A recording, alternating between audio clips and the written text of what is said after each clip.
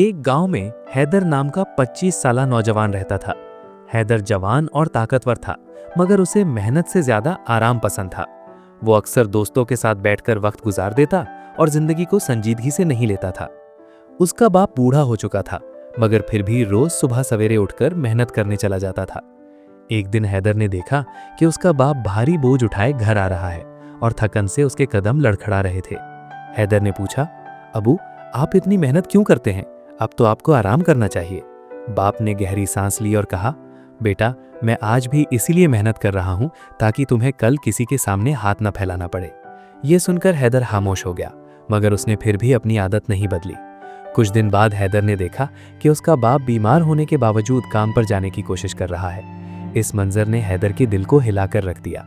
उसे एहसास हुआ कि जिस बाप ने सारी जिंदगी उसके लिए मेहनत की, वो आज भी मजबूर होकर काम कर रहा है। इसी लम्हे हैदर ने फैसला किया कि अब वो अपनी जिम्मेदारी से नहीं भागेगा।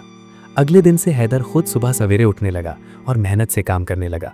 आहिस्ता आहिस्ता उसकी जिंदगी बदलने लगी और उसका बाप सुकून से घर पर आराम करने लगा। एक दिन बाप ने मुस्कुराकर कहा, बेटा, मुझे खुशी है कि तुमने जिंदगी की असल हकीकत समझ ली है। हैदर ने जवाब दिया, अबू, मुझे देर से सही मगर ये समझ आ गया है कि बाप की मेहनत की कीमत बहुत बड़ी होती है। सबक, इंसान को अपने वालिदैन की मेहनत और कुर्बानी की कदर करनी चाहिए। जो बेटा वक्त पर अपनी जिम्मेदारी समझ ले, वही असल कामयाब इंसान बनता है।